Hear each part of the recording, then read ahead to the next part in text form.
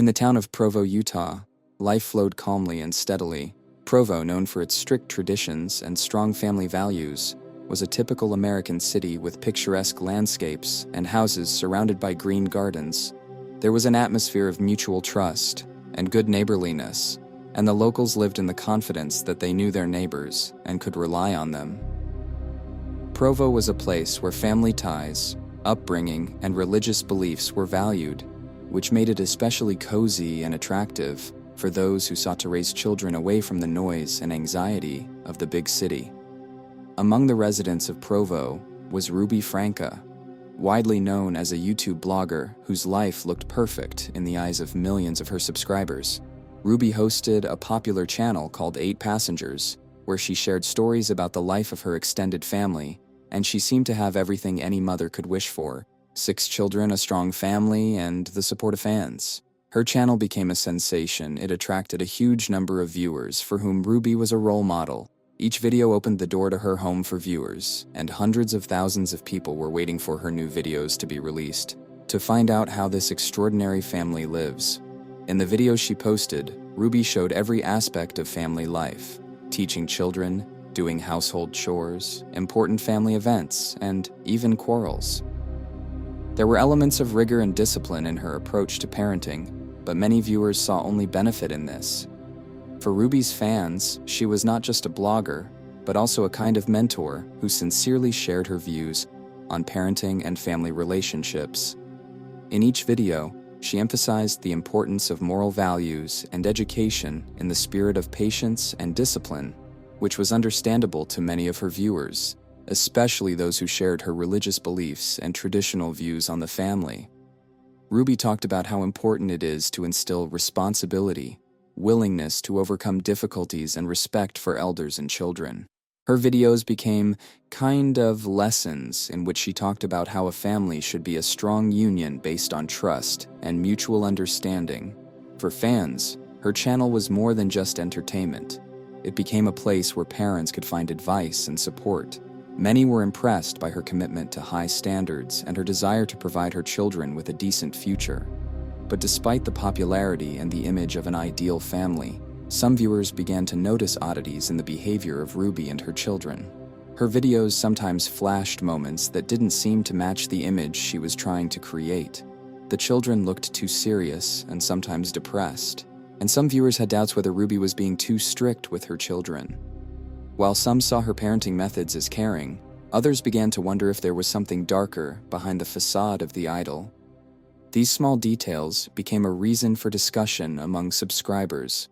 In the comments to the video, there were questions about whether everything is in order in this family and whether Ruby is going too far in her educational methods.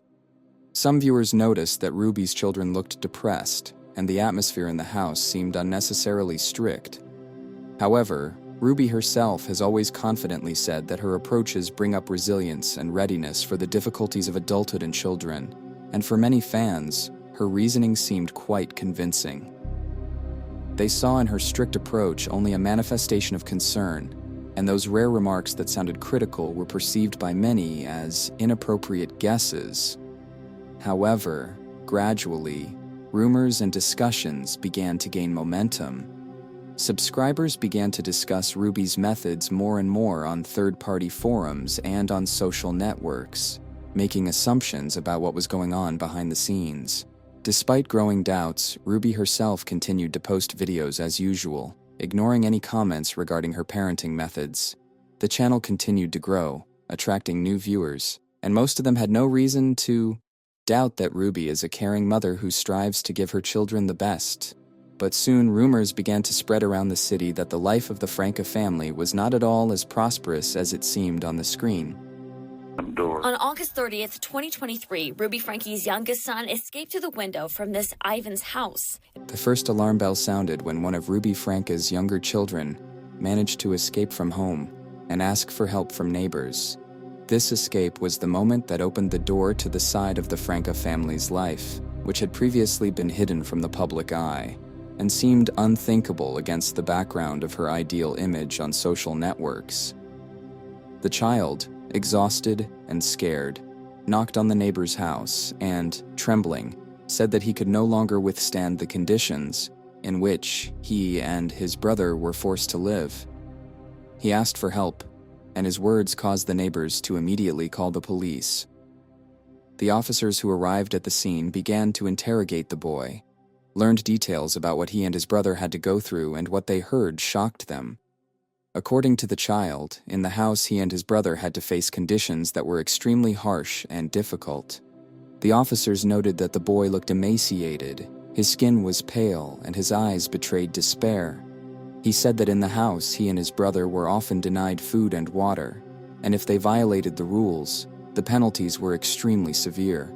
In addition, the children were deprived of basic amenities, which in normal families are considered a basic necessity. For example, the boy reported that they did not have their own beds and often slept on the floor or on hard surfaces. They had to endure constant difficulties and adapt to this lifestyle, despite the fact that Ruby presented her family very differently to their neighbors and the public. With each story the boy told, the picture became more terrifying. The child described in detail how he and his brother lived in a strict regime that resembled prison rules.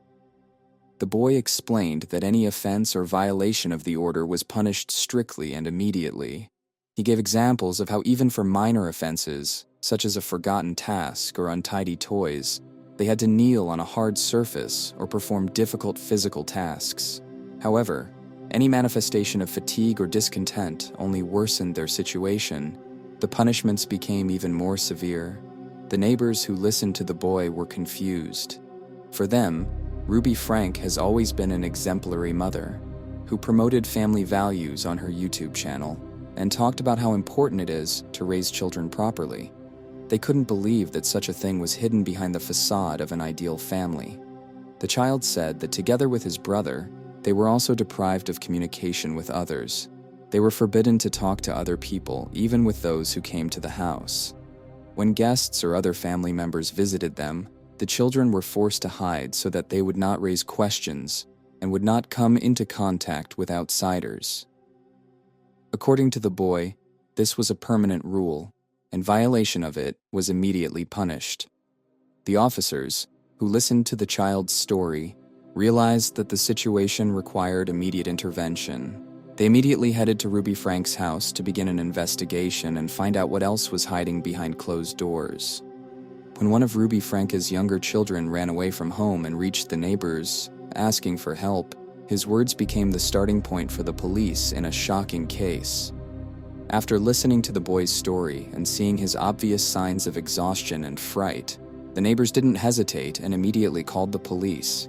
The appearance of police on the scene was in itself an unusual event for a quiet neighborhood in Provo, Utah, where, as locals believed, mutual respect and security prevailed. When the officers arrived at the call, they immediately noticed the child's condition. The boy was scared, exhausted, his clothes looked untidy, and he looked tired. During the first conversation, he spoke haltingly, pausing, as if he was afraid to tell everything he had experienced. There were details in his story that immediately alerted the officers. The child said that he and his brother had been living for a long time in conditions far from those expected of children. They were deprived not only of comfort, but also of the basic care and attention that every child deserves. Realizing the seriousness of the situation, the officers decided not to postpone the matter. In order to ensure safety, they immediately called additional forces to the scene, including representatives of social services. While they were waiting for support to arrive, they tried to calm the child down and ask him in more detail about what was happening.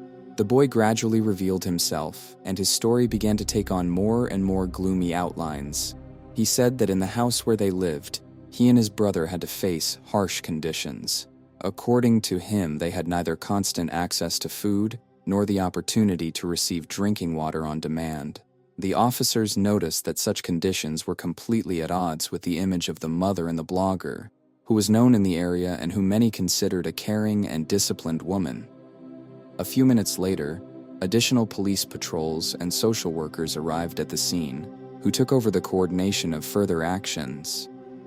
The task of the police and social services was not only to ensure the safety of the child, but also to find out whether the conditions he described really existed in Franke's house. At the same time, they began to collect testimony from neighbors who, upon learning about the incident, began to share their observations that they noticed oddities in the behavior of children and Ruby herself. Many neighbors and family acquaintances recalled that Franke's children, especially the younger ones, often looked depressed and tired. Adults in the neighborhood said they noticed facial expressions in children that are more typical for people experiencing severe stress. Sometimes, they saw that the children returned home from school or additional classes with their heads down and without any manifestation of childish joy. These observations did not seem suspicious at a time when people believed that rigor and discipline were just part of the educational system that Ruby showed on her channel, 8 Passengers. Neighbors also recalled that Ruby avoided talking about children outside the context of her video. Even when the neighbors came to visit, the children practically did not go out, and Ruby herself explained this by saying that they were busy with school or family responsibilities. No one could have guessed that something more sinister was hiding behind these explanations, and no one knew that in fact, the children could be locked in the house, deprived of the opportunity to go out and communicate with others.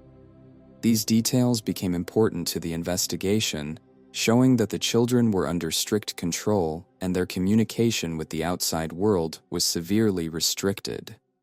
Shortly after interviewing the neighbors, the officers decided to go to Ruby Franke's house. As they approached the house, the officers noticed that the house looked well, groomed and tidy, just as it was seen by viewers on YouTube. But behind this exterior facade, there was a completely different reality that the police were going to find out. They were met at the door by Ruby herself, who at first seemed calm and restrained, but her behavior seemed unusual to the police. She immediately began asking questions about why the police came to her house, and who, as she put it, came up with accusations against her family. She tried to control the situation, but the officers noticed that her voice was slightly trembling, and her gaze was nervous. The officers informed her that they had received information regarding the safety of her children and, to eliminate any doubts, asked for permission to inspect the house. Ruby initially tried to refuse, citing her right to privacy, but under the pressure of circumstances, she had to agree. The police went inside and began to inspect the premises. The first thing that caught their eye was the absence of signs that children lived in the house. There were no drawings on the walls, and there were no toys or objects in the living room that can usually be found in a house with young children. Everything looked too neat and sterile. During the inspection of the house, the police noticed that some rooms were locked. When the officers asked to open these rooms, Ruby became nervous, saying that these were private rooms that did not need to be checked. However, the officers insisted on their own, and, opening the doors, found rooms in which there were not even basic amenities. The beds were stripped of bedding, and there were only thin blankets on the floor, which could barely provide comfort for sleeping. A plastic bowl with leftover food was found in one of the rooms, which gave the impression that the children were being kept isolated and given food irregularly. The officers, continuing their inspection, noticed that there was not a single window in the house that could be opened to let fresh air into the premises. This observation seems strange, since the lack of ventilation could negatively affect the health of children. The police also noticed that Ruby tried to constantly control her responses and actions, but her behavior became increasingly nervous. She tried to explain that the children were brought up in strict conditions for their own good, then referred to the fact that this is their personal business, which does not need to be interfered with. The officers, however, decided to bring the inspection to an end. Upon completion of the police inspection, it became obvious that the boy's story was true. After the shocking inspection of the house and the frank stories of the children, the police had no doubt about the need to arrest Ruby Franke. The conditions in which her children lived were so harsh that the officers decided to take her into custody immediately. It soon became clear that her business partner, Jody Hildebrandt, also played a key role in the upbringing and discipline of children. Both women were arrested and taken into custody for further investigation. Family vlogger Ruby Franke and business partner Jody Hildebrandt were arrested for child abuse. During the first interrogations, Ruby stubbornly denied her guilt and continued to insist that all her actions were dictated by concern for the upbringing of children and the need to observe strict discipline. She claimed that the parenting methods she used were not only justified, but also dictated by her moral and religious beliefs. According to her, strictness and restrictions were necessary in order for her children to grow up to be strong and disciplined people. Ruby argued that this was the only way children could develop resilience to life's difficulties. However, the investigators were determined and did not intend to take her words at face value. They continued to gather evidence and investigate what led to such parenting methods and how Ruby and Jody justified their actions to themselves and others. Soon, the police decided to analyze the content published on the channel 8 Passengers, which has been popular for several years and attracted millions of viewers. According to investigators, there may have been clues in the videos revealing her parenting methods and her approach to discipline. At first, the analysis of the videos did not show anything unambiguous that could directly indicate harsh treatment. The videos on the channel seemed to be ordinary videos from the life of a large family, where the mother, striving to give the best to the children, was sometimes strict but caring. However, as the investigators delved deeper into the content, details began to appear that no one had previously paid attention to. These small but important points revealed the harsher side of Ruby's educational methods. In one of the videos, she mentioned that children should sometimes go without food or drink if, in her opinion, they deserved punishment. At first glance, such words could be perceived simply as a strict approach, but in light of the real conditions that were found in the house, they began to take on a completely different meaning. These videos showed that Ruby not only practiced harsh punishments, but also, perhaps, prepared her viewers for them in advance. In one of the videos, she talked about how important it is to limit children in comfort so that they learn to cope with difficulties. She discussed the need for disciplinary measures, which, as it now became obvious, went beyond the normal methods of education. Some moments that were previously perceived by viewers as rigor or discipline now began to be presented as cruelty and deprivation that children had to endure in everyday life. Investigators began to realize that these recordings were more than just content for a popular channel. They began to see in them the rationale for the motives that led to child abuse.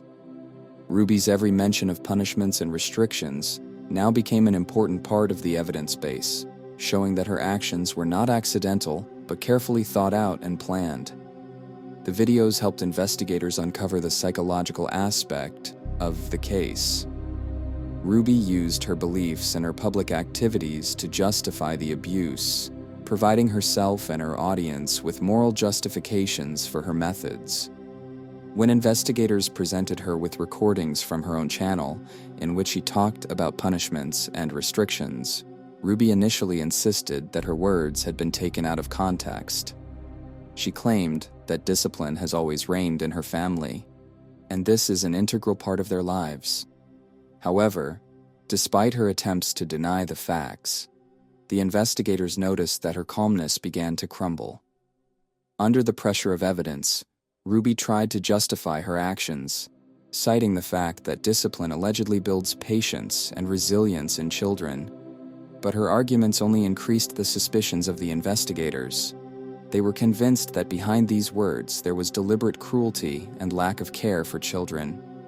One of the crucial questions was why the children could not communicate with others and why they were forbidden to appear when guests came to the house.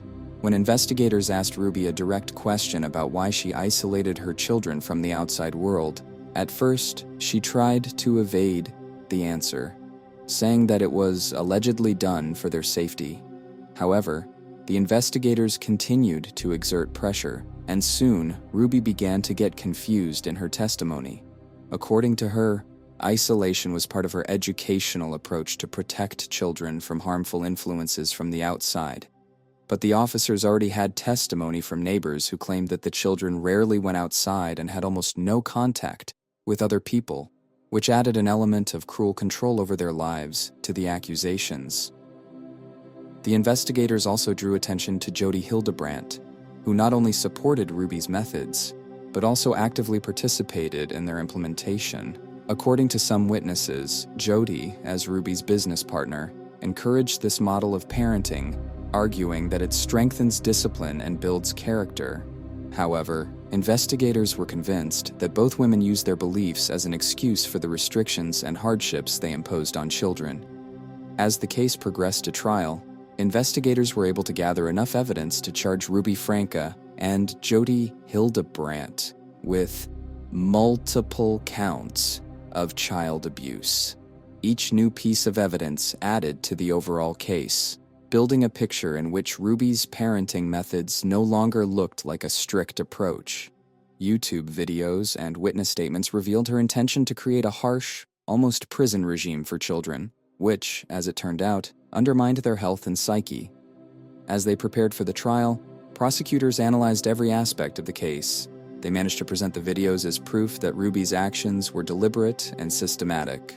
Defense lawyers have tried to challenge the interpretation of the content, arguing that her videos only emphasize a strict approach, but do not contain direct evidence of abuse.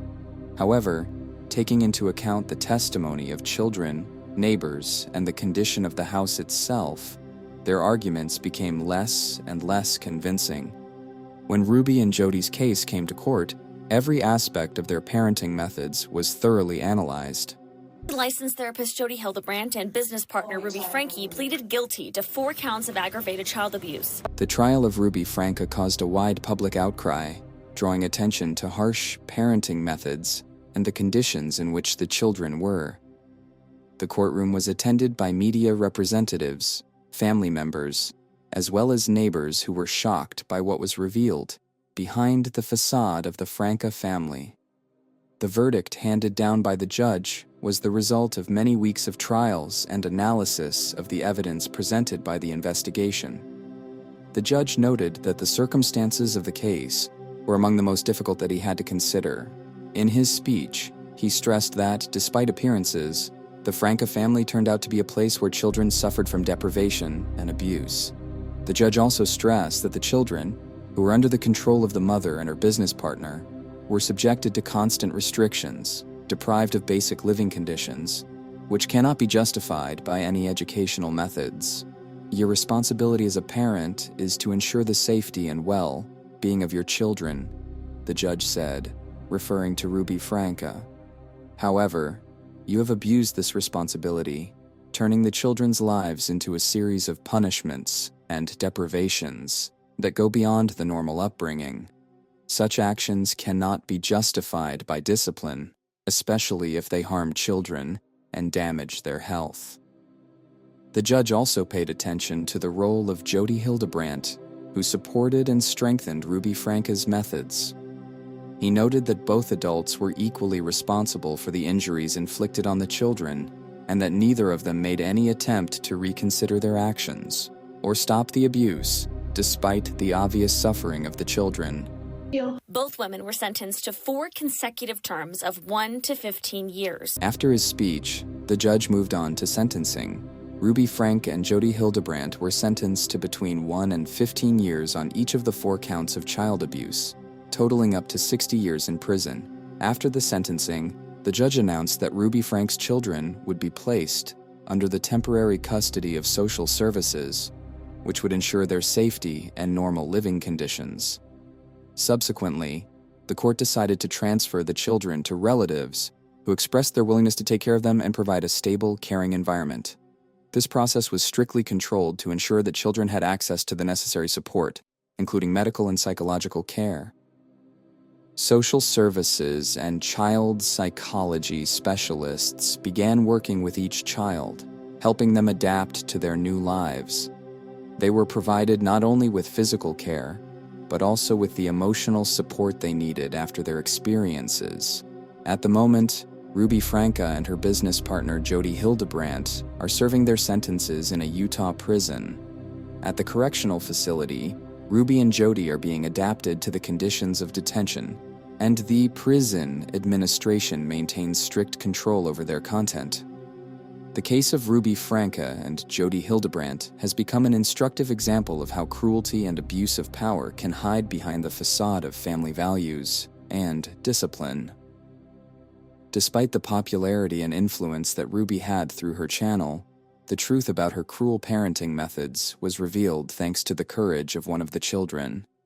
Today, both women are responsible for their actions, and the children who have gone through this ordeal are in the caring hands of relatives and specialists who help them recover and return to normal life.